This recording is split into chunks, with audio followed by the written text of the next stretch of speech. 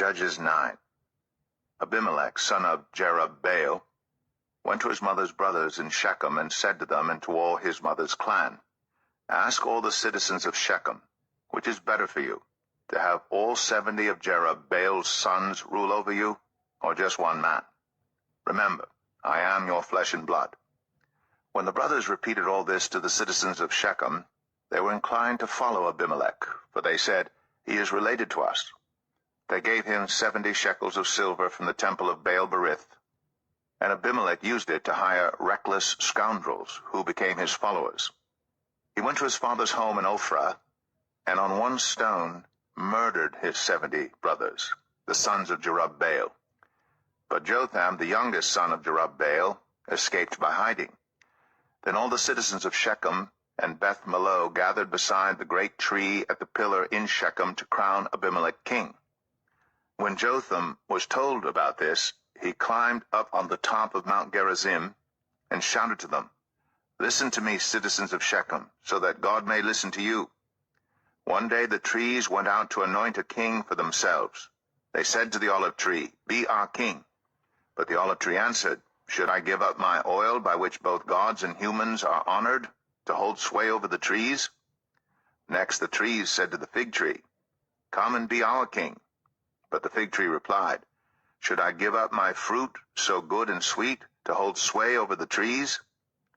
Then the trees said to the vine, "Come and be our king." But the vine answered, "Should I give up my wine, which cheers both gods and humans, to hold sway over the trees?" Finally all the trees said to the thorn bush, "Come and be our king."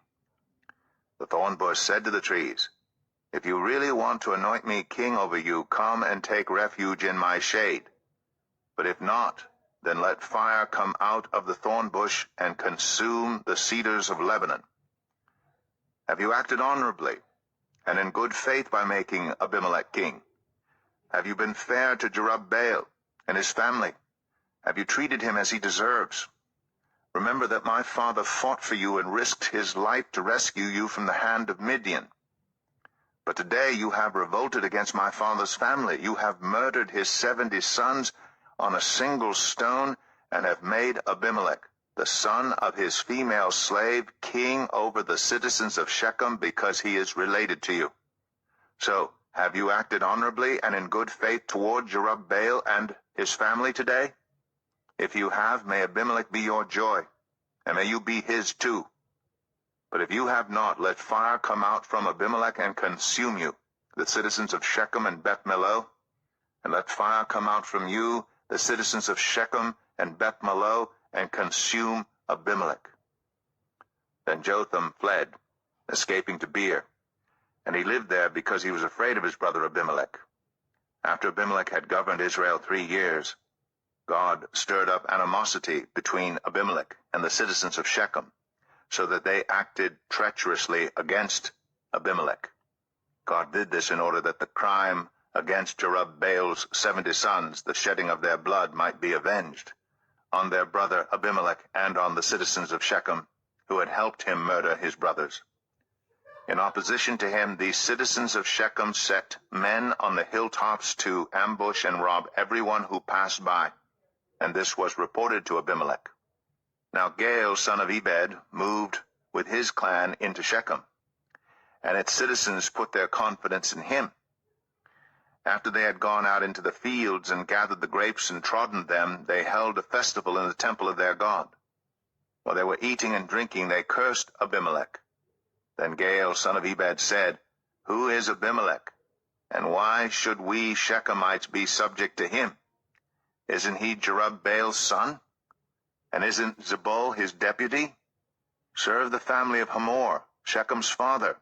Why should we serve Abimelech? If only this people were under my command, then I would get rid of him. I would say to Abimelech, 'Call out your whole army.'" When Zebul, the governor of the city, heard what Gaal, son of Ebed, said, he was very angry. Under cover he sent messengers to Abimelech, saying, "Gaal, son of Ebed, and his clan have come to Shechem, and are stirring up the city against you. Now then, during the night you and your men should come and lie in wait in the fields. In the morning at sunrise advance against the city When Gaal and his men come out against you, seize the opportunity to attack them." So Abimelech and all his troops set out by night and took up concealed positions near Shechem in 4 companies. Now Gaal, son of Ebed, had gone out and was standing at the entrance of the city gate just as Abimelech and his troops came out from their hiding place. When Gaal saw them, he said to Zebul, "Look, people are coming down from the tops of the mountains." Zebul replied, "You mistake the shadows of the mountains for men." But Gaal spoke up again, "Look, people are coming down from the central hill, and a company is coming from the direction of the diviner's tree." Then Zebul said to him, "Where is your big talk now, you who said, 'Who is Abimelech, that we should be subject to him?' Are these the men you ridiculed?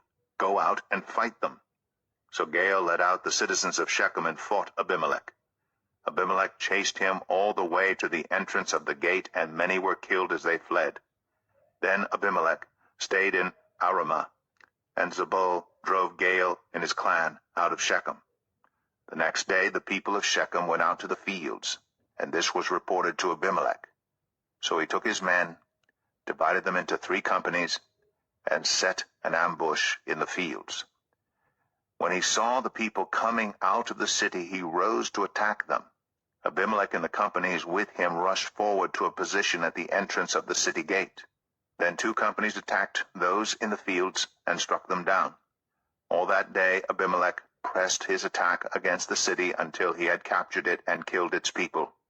Then he destroyed the city and scattered salt over it. On hearing this, the citizens in the tower of Shechem went into the stronghold of the temple of El-Berith. When Abimelech heard that they had assembled there, he and all his men went up to Mount Zalmon. He took an axe and cut off some branches, which he lifted to his shoulders. He ordered the men with him, "Quick, do what you have seen me do." So all the men cut branches and followed Abimelech. They piled them against the stronghold and set it on fire with the people still inside. So all the people in the tower of Shechem, about 1,000 men and women, also died. Next Abimelech went to Thebez and besieged it and captured it. Inside the city, however, was a strong tower to which all the men and women, all the people of the city, had fled. They had locked themselves in and climbed up on the tower roof. Abimelech went to the tower and attacked it. But as he approached the entrance to the tower to set it on fire, a woman dropped an upper millstone on his head and cracked his skull. Hurriedly, he called to his armor-bearer, "Draw your sword and kill me so that they can't say a woman killed him." So his servant ran him through, and he died. When the Israelites saw that Abimelech was dead, they went home. Thus God repaid the wickedness that Abimelech had done to his father by murdering his 70 brothers. God also made the people of Shechem pay for all their wickedness. The curse of Jotham, son of Jerubbaal, came on them.